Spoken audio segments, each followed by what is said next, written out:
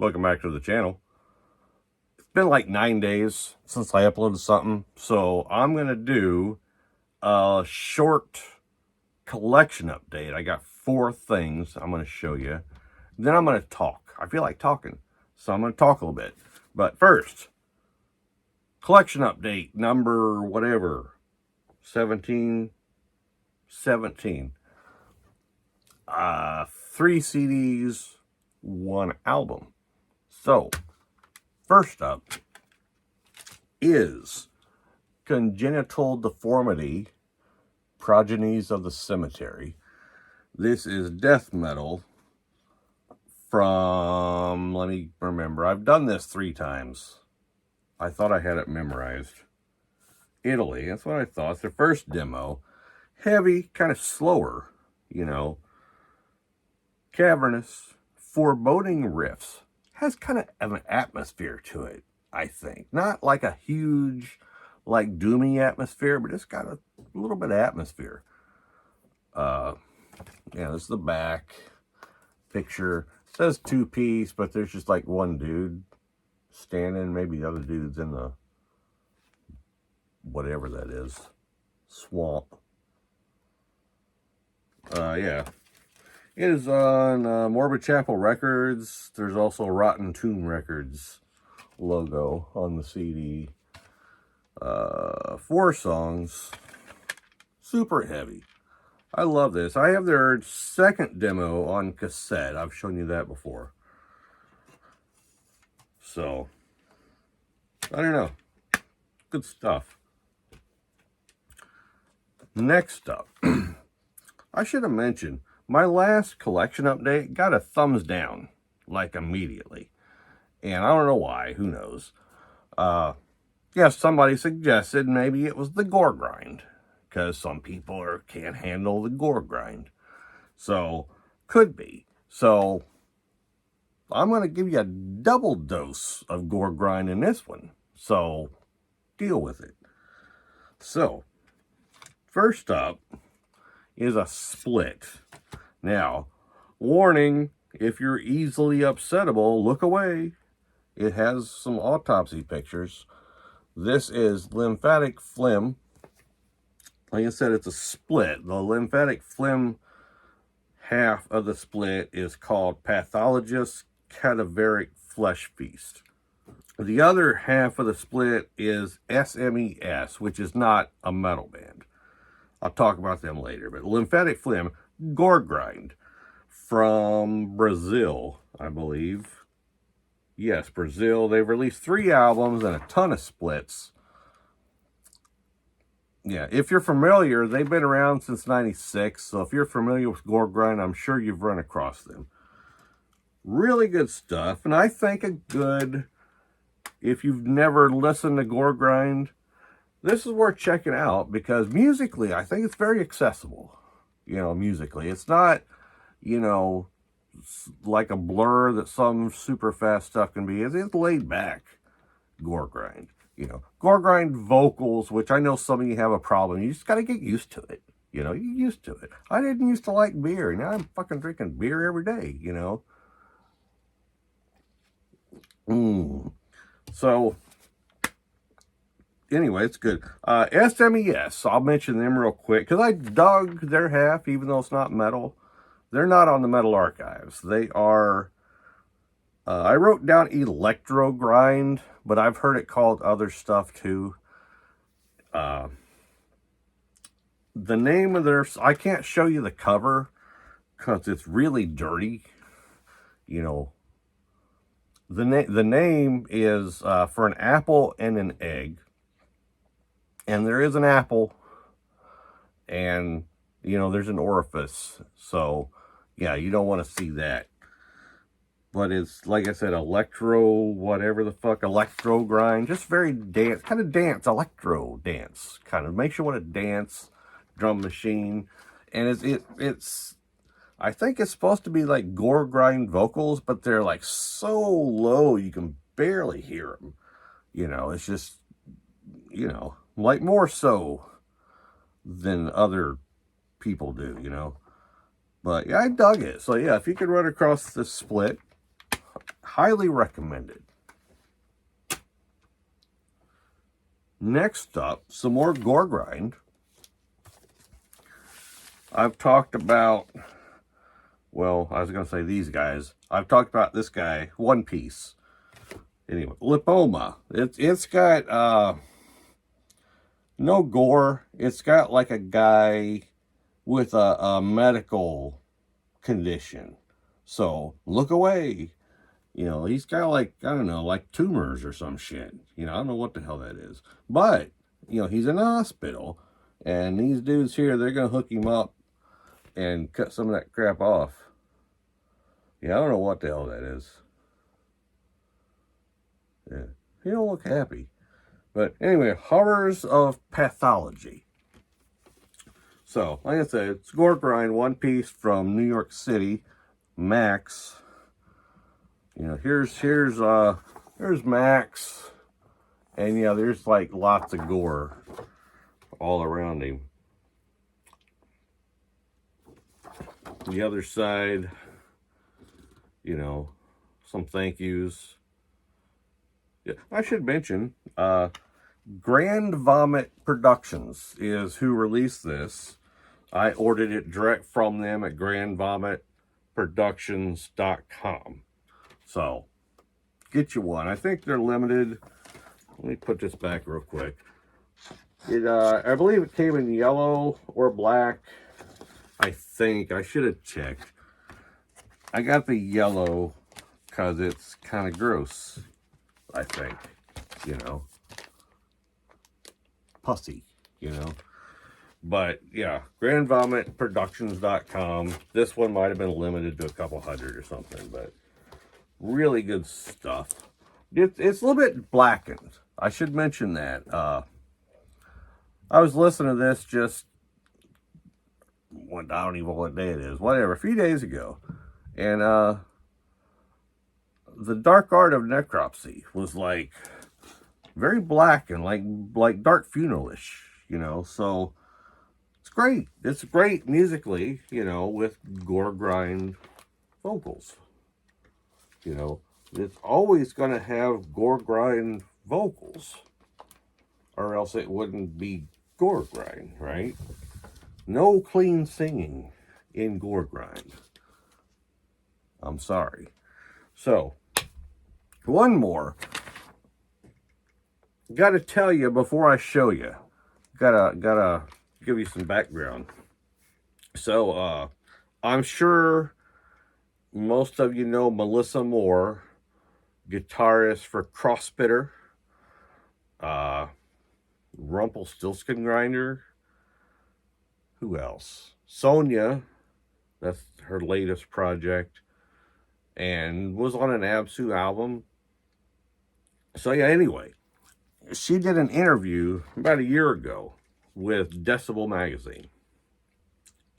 So the interviewer felt it was appropriate to ask her about the porno grind band that she was in back in the day. You know, like a gotcha question. You're promoting this cool album, you know, commercially possible success. I don't know how it did, you know, so let's talk about porno grind. So anyway, so she's explaining that she worked in a distro, in the mailroom in a distro, and apparently like porno grind was a big seller. And I guess it annoyed her, you know, because it's kind of bottom of the barrel, porno grind, you know. So she was like, I'll read the quote. She thought to herself, I could make something better than that in my bedroom and it would sell. So she said, so that's what we did. Try to make something as offensive as possible and sell it to losers. Right? Make something as offensive as possible and sell it to losers. Right? So I bought it. Yeah, hold on. It's XXX Maniak, Harvesting the Cunt Nectar. This is porno grind. 2-piece. some dude on vocals, and Melissa Moore, you know, drum programming and everything else. Now, if you've never listened to Porno Grind, you should probably not start now. Okay, I don't recommend Porno Grind generally. However, this is a fucking masterpiece, right? So, you know, it's great. Great stuff. Melissa Moore, great guitarist. You know, there's no lyrics. I don't even know if there are lyrics. You know, what the offensive, here's the deal. If you've never listened to Porno Grind, it's basically like Gore Grind, but instead of talking about like gore, you know, and autopsies and stuff, they talk about, it's very rapey, you know, the lyrics. Rapey, and then even worse, just, you know, let your imagination run wild, you know. And yeah, it's horrible stuff. Can't hear it in the lyrics, but there's audio clips. You know how like a lot of Gore Grind has, you know, clips before the song. Yeah, it's just horrible stuff. You know, dirty talk and, you know, sex and rape and, you know, I shouldn't say the R word too much, right? So, yeah, I think that only matters if you're monetized. They don't like you to, like, people, I watch people and they don't even say the word rape anymore. It's like the R word, you know. I don't fucking know what I'm talking about now, but yeah, horrible stuff. But yeah, this is great. 30 songs, and I didn't check the runtime, but I listened to this a couple days ago, and it was over too quick, you know. Yeah, it's Porno Grind. It's the only Porno Grind that I own, you know. I might dig in deeper, and I'll report back. But yeah, I wouldn't recommend this to anybody. You know, it's like metal. You know, the more popular stuff is up here. Porno Grind is at the bottom, just, you know, covered in gook at the bottom of the barrel. But it's great, you know. And it's you know, just like she said, they made it offensive as possible. It's just to piss people off. So, anyway, XXX Maniak, you know the title. You know, it's got the C word in it. So, yeah. There you go. So, I'm going to just talk. I'm filming this on Tuesday. Yeah, Tuesday night. Mentioned last video that I applied for a job. Had an interview this morning. Got a call in the afternoon. They want me to come back tomorrow in the afternoon for a second interview. So, sounds like as long as I don't say something stupid, you know, during the interview, I'm going to have a job. So, here's the thing. You might say, well, you're not going to have time for the channel. I think it's going to help me get back on track with the channel. Because when you have no, like, steady income and you're getting by on what you're making just by yourself, which is what I've done forever, but it's not happening right now. There's this stress that comes with that, you know, like you can't stop thinking about it. Having a job is going to take a lot of weight off my shoulders. And unlike being self-employed, where you think 24 hours a day about what's going on, as soon as I punch out and go home, I'm doing my own stuff. You know, I'm not going to worry about work until tomorrow. So I think it's going to help me pump some stuff out. So fingers crossed, see what happens. So last video, I was kind of given my whole work history, right? And I got sidetracked and didn't finish. And somebody left a comment to finish. So, gonna do that. So I mentioned last video I quit my job. I don't know if I mentioned what my job was. I was working at Walmart. I'd been there for 5 years. When I left, I was department manager of the toy department. So, left, opened up the comic book store. Market crashed in 97. I think it was early 98. I got out of my lease, though. I don't know if I mentioned last time. I got into it with the landlord, you know. And he finally was like, oh, fuck it, you know. Get out of there. So, yeah, he didn't want me to get out of my lease. But yeah, anyway, I don't know. None of this is anybody's business, you know. But anyway, I was doing websites after that. Affiliate marketing, we'll call it. Got out of that. All right, so that's why I'm picking up now. So I went on eBay and I just started looking. Let me find a seller that looks like a full-time seller based on the volume that he's moving, and try to find something that I can sell to make money. So I don't know how long it took me, but I quickly settled on t-shirts, right? And I'm browsing different t-shirt sellers, and I'm like, it was inspiring me, you know. Like when you look at people like that, sometimes you rip off their ideas. Other times, seeing one of their ideas just triggers something in your head and reminds you it's something completely different, right? So I just got all these ideas for t-shirts and started out by buying a screen printing setup, just a 4-color, you know. It wasn't super expensive. It was a whole package, so I got the whole setup with the flash dryer.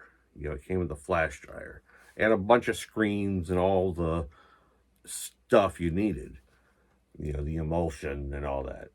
So, yeah, I dabbled in screen printing. The business model that I'd come up with, though, my business model was I didn't want to like advertise that I print shirts and have people order, give me, you know, 200 shirts for the family reunion or whatever. I didn't want that. I wanted to create my own designs, list them, and then print on demand, essentially. Here's the problem. Can't print on demand with screen printing, right? So I quickly realized that, you know, if I wanted to do my idea, I couldn't do on demand. I had to print up, you know, like 6 of each size or something and keep them on the shelf and build up this huge inventory. And here's the thing. Some of my t-shirt ideas I've had in the past have been great, and others like didn't sell one. So not everybody thinks like me, right? I remember a couple ideas I had that I just thought it was hysterical. Yeah, nobody, you know, like one of them back when like Britney Spears, when she was all like, you know, hot shit. Somebody got a snapshot of her like getting out of the car and she wasn't wearing panties or something, you know, so you could see her, you know, her hoo-ha or whatever. So I like got a shirt out the next day. You know, Brittany left her panties on my bedroom floor. You know, and yeah, nobody bought it. You know, I thought that was hilarious and topical. Like everybody was talking about that, you know. So yeah, I had it up, didn't sell one. You know, sold a bunch of OJ shirts. When OJ got arrested, not for murder, but the other one in Vegas, I made up a bunch of shirts for OJ, and I sold a bunch of them. Even the dude I forget his name, but he was one of the guys. He was like the guy that took OJ to the room and like he testified. That guy actually ordered OJ shirts from me. So yeah, I did. So let me backtrack. So I realized I couldn't do print on demand screen printing. So I looked into DTG, direct to garment printing. So that's what a lot of people do nowadays. You know, I ordered something from Hell's Headbangers, a Nun Slaughter record tote, and yeah, it was DTG. And the shorts too. I ordered Nun Slaughter shorts with the logos, and it was DTG. I can tell the difference between DTG and screen printing, right? Because I've done it for 20 years. But yeah, so I started doing DTG. I started out with this T-Jet 2 was my first DTG printer. Then I got a what the hell was it? T-Jet. Shit, I forget what it was. It was the giant, huge one that had 3 platens on it, and you could do 3 shirts at a time, right? And the printer moved over the top and back. That was like an arm and a fucking leg. You know, that printer was. And then I got an Anajet. That was my next printer, was an Anajet. Big problem with the T-Jets, they were really slow. Anajet was super fast. It was like a newer generation, so it was really fast printing. And here's the problem. Anajets are good for the first couple years, and then mine would start breaking down every 6 months. Something would go out. You know, it was just, you know, it would break down. You couldn't print. You know, basically after the warranty ran out, it started breaking down left and right. So, yeah. They got bought out by Ricoh, and I switched to Brother. I got a Brother GTX right now. You know, from a few years back, they've already came out with the GTX Pro that I don't know all the differences, but it uses bulk ink instead of ink cartridges. So I've got the one with cartridges. So that's what I've been doing primarily for the last 20 years, is selling t-shirts. So I did heat transfers too. There was a phase between screen printing and DTG where I was printing out, like where you print out on your printer or at home. You could buy you could buy just sheets at Walmart, but I found a supplier that had really high quality transfer paper on a roll. And I had I forget Epson, I forget which model, wide format that you could put a roll on, you know, and paper on a roll. So I would print heat transfers out. Low quality, right? Highest quality paper that I could find, because I tried them all. This was good stuff, but still, every once in a while, somebody would not like it. I didn't like it myself because they're really rough, right? Because it's a thick, you know, heat transfer on it. So yeah, I didn't like them. So that's when I said, I got to do something better than this. And I switched to DTG. So, and I do other stuff on the side. I have multiple eBay accounts.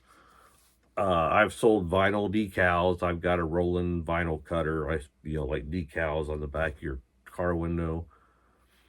I go yard selling looking for stuff to resell. You know, I go to, Goodwill looking for things to resell. That's just kind of, I've done that all my life. You know, my father taught me as a child. We used to go dumpster diving looking for stuff we could sell at our next yard sale. So, yeah, I've done this all my life, always looking for stuff. And I find stuff all the time, you know. People have no idea. People that don't know collectibles have no clue about so many things. So, yeah, you find good stuff, you know, for 50 cents at a yard sale sometimes. got a, well, I want to save all my reselling stories. I am going to start a reselling channel eventually, right? So, yeah, I'll save it. I'll talk about something else. What else was I going to talk about? Had an idea. I want to do somebody, one of my, I think it was John from, John from Texas. I got your package.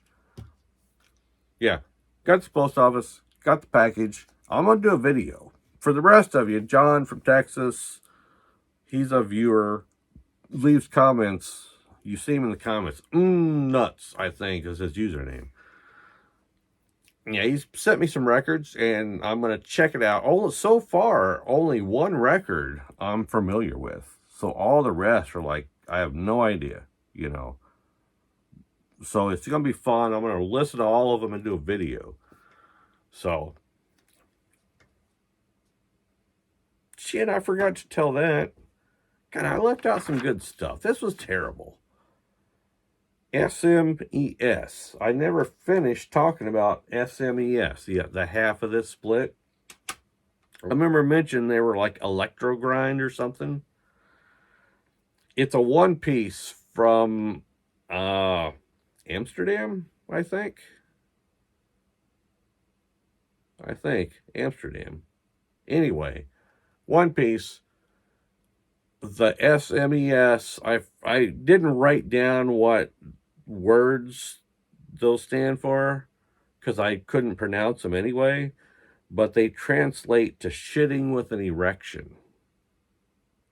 So yeah, the name, S.M.E.S. is shitting with an erection. So yeah. Oh, and I was gonna mention too, I write shit down and I don't even fucking look at it. Lymphatic phlegm. Great gore grind, right? I wrote down a song title just to show, right? This is one song title. Growth of the mucous membrane, ill vein tissue, and stomach subjacent fiber tissue layer. Some fucking gore grind right there, buddy. Yeah, that's just one song right there. But yeah, there's a strip club up the road, not too far away. I need to ask somebody locally if it's like cool to go there, because there's like another strip club somewhere close, and somebody told me that it's like a biker hangout. So yeah, if you're not a biker, you need to not go there. So I haven't went there. But yeah, this other place, of course, there was apparently something happened there, and like 20 cop cars showed up recently. Saw that in a local Facebook group. But yeah, I always thought it'd be cool to date a stripper, I don't know why. But yeah, date a stripper. Actually, when I lived in Nevada, there's a town called Ely, Nevada.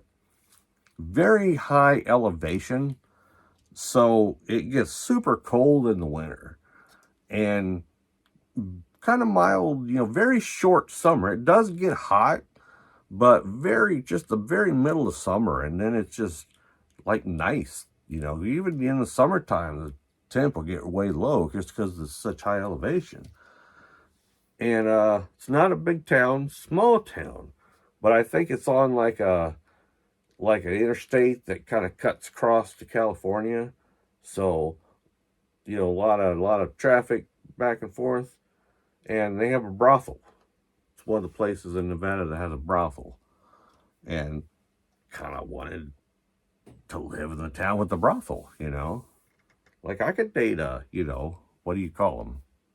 I mean, you call them a lot of things, right? But yeah, I'd be okay with that. A lot of these chicks are married and shit, They're just banging strangers for money, As long as she doesn't keep the money for herself, who am I to complain?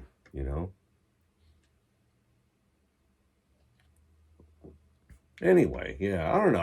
I don't know. I'll probably never end up in Ely. I'd love to visit sometime, Ely. Visit the brothel, you know. They don't publish their prices on the websites. So yeah, they probably charge different based on the dude, right? So I don't know. That's one of I wanted to visit a brothel when I lived out there, and I never did. Just got to drive to Pahrump. It's not that far away. Go to Pahrump. Some of these brothels, brothels look like it was just a double wide. We drove to Reno one time, and there's just, you got signs, brothel, whatever brothel, and it's just like a double wide, next to the road. I mean, maybe not. Maybe it was more than that. But it was just tiny, like a tiny little place, and that's what it reminded me of, was a double wide, in the desert with prostitutes in it. But I don't know. I'm always up for stuff like that. Never. I don't know. Yeah, I think there's still a place in Vegas, somewhere downtown, that I've seen it in the movies where you go in a little booth and you put like money in the slot and the thing raises up and you can see the naked chick dancing inside. And then this thing below, you got to put more coins in and it'll raise back up, I think they got one of those somewhere downtown Vegas. And I thought that would be so cool to, do that.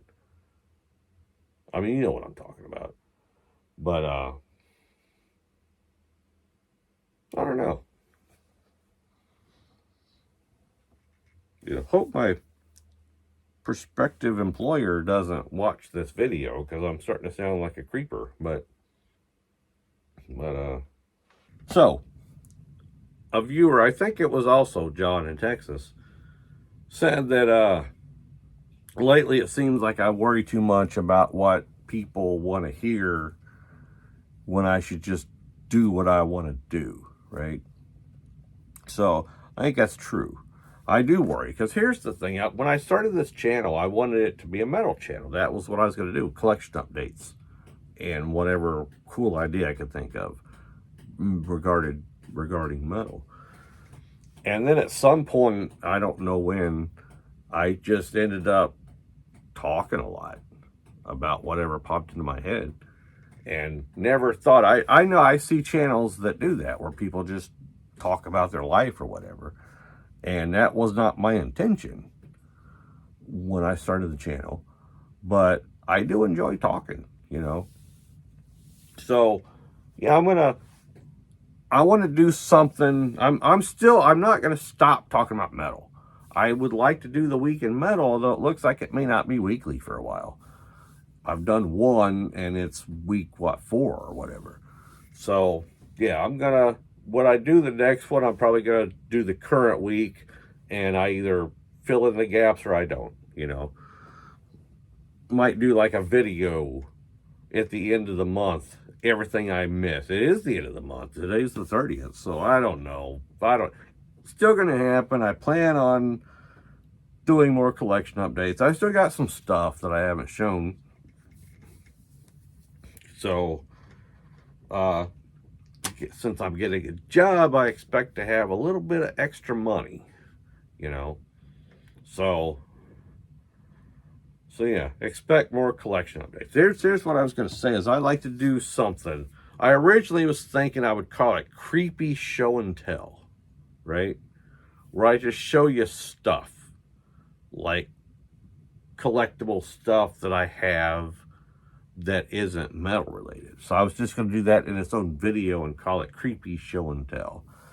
And then for whatever reason, today I was thinking, what would be a better name than creepy show and tell is look at my shit, right? So I'm sure if you get the reference, Spring Breakers, movie, Harmony Korine movie. I'd never seen a Harmony Korine movie. Knew the name, heard it, because I try to keep up on directors and whatever. But first one that I watched it the one time, didn't care for it. Now, I'd be willing to watch it again, just to be sure, because it took me forever to just get used to the style, right? Doing the weird, whatever shit, artsy or whatever.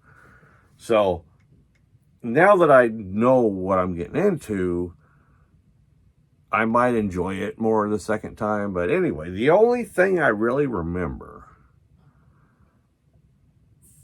from that movie was the scene with, it was, Franco, right? What the fuck's his name? Something Franco. Anyway, the Franco guy, right?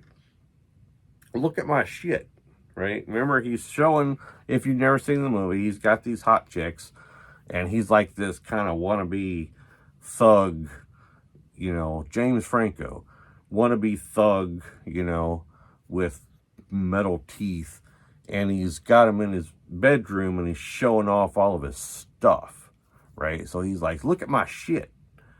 And he's like, I got shurikens, nunchucks, look at my shit. Calvin Klein, and he's just going around pointing his belongings. Look at my shit, Great scene, It's all I remember from that movie. Look at my shit. Look at my shit. I got my blue Kool-Aid. Ooh, you got your Kool-Aid. I got my fucking nunchucks. I got shurikens. I got different flavors. I got them size. Look at that shit. I got size. I got blades. Look at my shit. So, yeah, maybe I'll call my new segment, Look at My Shit. Right? Yeah. I don't know. If you think it's a great movie, tell me and I'll check it out again. But, yeah, my memory was I didn't really care for it. But, felt the same way about, what was the fucking Nicolas Cage movie? Mandy? Was it Mandy? Was it Cheddar Goblin? I think so. Didn't care for that. Watched something on YouTube, like dudes like reviewing it, and they made it sound a lot better than I remember. So I might check that out again. See what I think. Because I love Nicolas Cage. So yeah, love Nicolas Cage.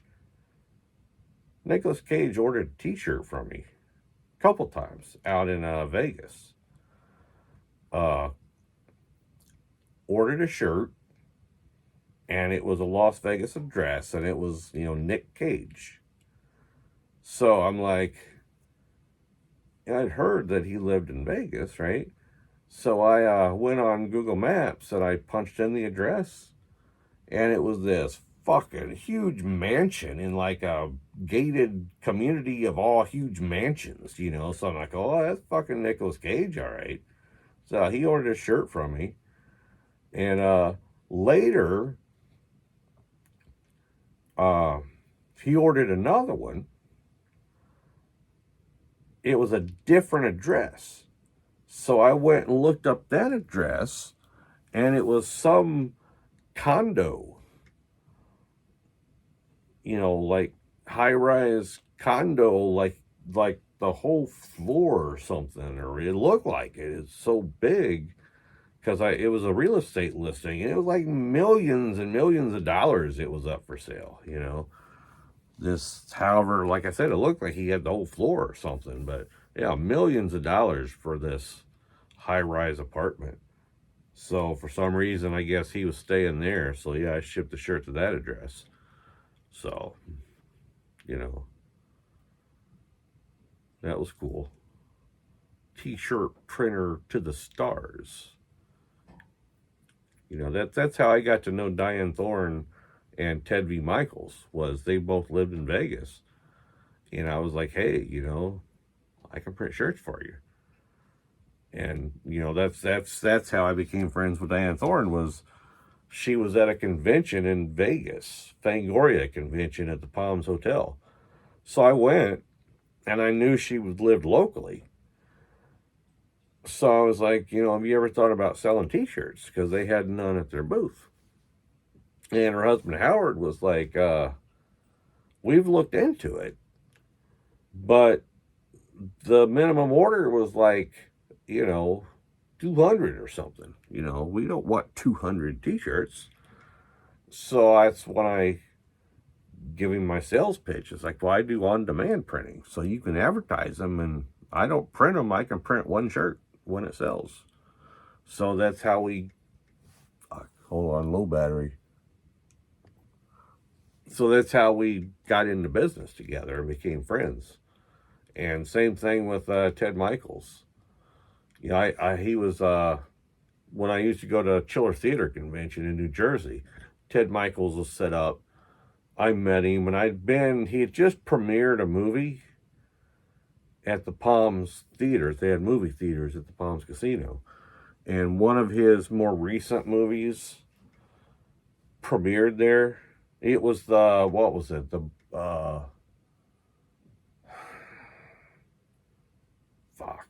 fuck was the name of it? I can see the cover. Blood Orgy of the She-Devils. Did he make a sequel to that? The Cauldron. I think it was like a sequel to Blood Orgy of the She-Devils called The Cauldron. And it was one of his later day shot on video, you know, movies. And I saw it at the Palms Theater. You know, it was like a free showing. Ted V. Mikels, world premiere. Free showing, come to the Palms. So I was there. Swear to God, I wanted to walk out. And the only reason, if I was at the end of the row, I probably would have just got up and walked out. But yeah, I was in the middle, and I didn't want to, like, you know, take longer to scoot. I could have just took off if I was at the end, but and it's just, I didn't want Ted to see people walking out of his movie, you know. But I had seen that. And then later, a few months or the next year, probably a few months later, I go to Chiller Theater and Ted Mikels is there. And I'm like, hey, you know, I live in Henderson, you know. And I was at the Palms. I saw The Cauldron. And he said, what'd you think of it? And that kind of caught me off guard. And I know there was an awkward pause where I had no idea what to say. And finally, I said, and I think he could tell, like I was hesitant. And he was like, no, it's okay. You can tell me. And I was like, all I could think of was, it seemed kind of long. And he seemed relieved. He's like, oh, I make them long on purpose because I know the distributor's going to cut them down. So I give them plenty to work with, something like that. So that was fine. You know, we were cool. You know, he wasn't insulted by that. So, you know, I, later on, you know, not too much later on, but once we're back from the convention and everything, I emailed Ted Mikels and told him, hey, you remember me? I was there, and told him all that. And I asked him, told him I had some DVDs that, you know, asked him, I was selling DVDs at the time. So I was going to buy a bunch of DVDs, Ted Mikels, because you could get them for like $5 from oldies.com, right? So I was going to get like the classics, you know, Corpse Grinders and, you know, Blood Orgy, the She-Devils and whatnot. You know the drill. Going to get those and have him autograph them for me. And I asked him, what would you charge? I'll pay you. I'm going to have about 20 DVDs. What would you charge me? And it was like, you know, $5 a piece. $5 a piece, I'll sign them. So that was a deal. So, you know, he invited me over to his place, and I brought a t-shirt to give to him that I'd printed the cover of the Corpse Grinders. So I was like, I'll just print him a shirt and give it to him and say, I printed that, put it on your website, and if anybody wants to buy one, I'll print them to order, you know. And he never did that, but his next premiere, he got in touch with me. We traded numbers, and he got in touch with me and asked me to print shirts for his, you know, latest. I can't remember which. Oh, the paranormal something. Paranormal Extremes. I don't remember. But it was for that movie. And he wanted me to print up shirts. And went to the wrap party after the movie was done. And, yeah, I had the shirts, and people were buying the shirts. You know, it's one of those deals where I made them, and then they paid Ted, and then at the end of the party, we just divvied up the money. You know, he'd give me half of it for printing the shirts. So yeah, you know who was at that party was, the hell's her name? She was in Spider Baby, and she was on an episode of Star Trek. Fuck, I can't remember. You know who I'm talking about. But she was in that movie because she also lived in Vegas. And yeah, she was at the wrap party. You know, I think all the other actors were just local actors, actresses. Shit, I can't remember. You know who I'm talking about. She was in Spider Baby in an episode of Star Trek. That's all you need. You know who I'm talking about. I'll put her name up on the screen. It'll come to me. But yeah, she was there.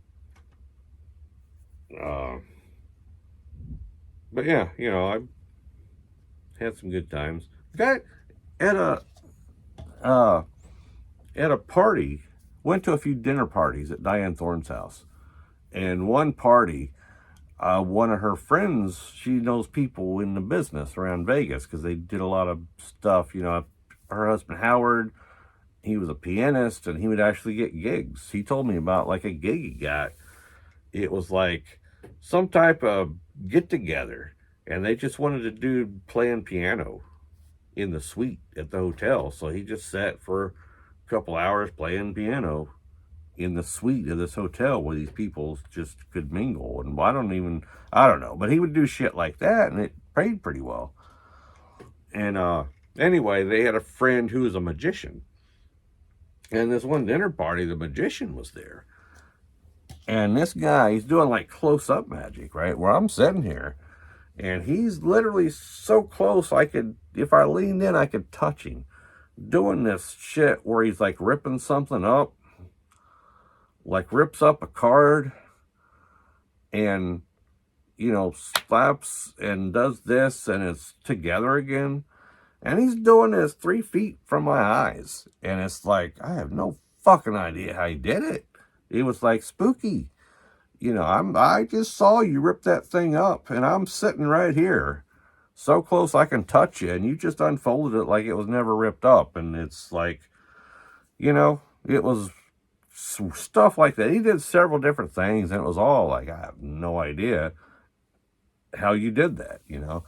So I'm talking to this dude. I wanted to, afterwards, after he did his little performance, he's just in like the dining room area, just drinking, you know. There was like a little bar in there. So I went over and said, hey, I just want to tell you, that was freaking awesome, you know, watching that.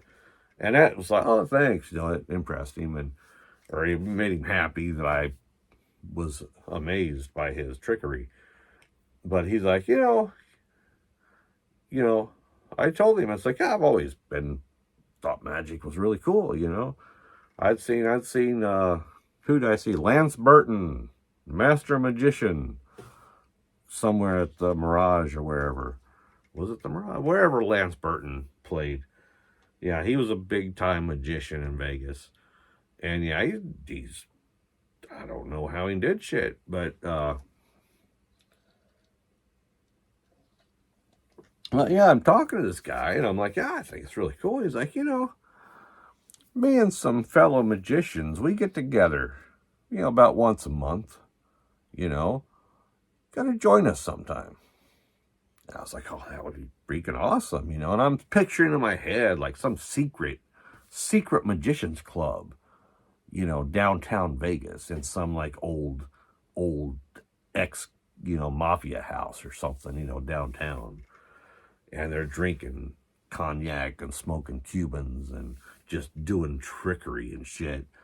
That would be cool, sitting in like dimly lighted, room or whatever. Just doing magician shit. That'd been cool. Yeah, I'm done. So, I'm going to shut up. I'll give you an update soon, whatever the case may be. And, yeah, I'll be around soon. Things will get back on track, I'm sure. Thanks for watching. See you soon. Like, I can't read it's a weird font and it's really tiny. I was gonna read some song titles.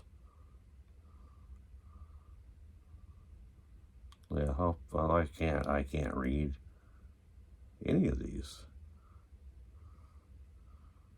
Slut Killer, I can see that. I don't know, it's probably best that I can't read them.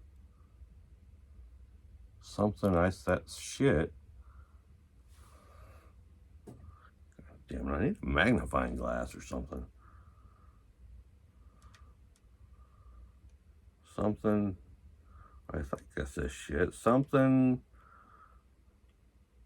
I can't read it. First, it don't fucking matter. Cut all that shit out. I can't even, I can't show you because there's stuff, but it's like, I can't read, you see a I don't know, it's just hard to read and it's small. I can't fucking read it. Anyway, that's your collection update.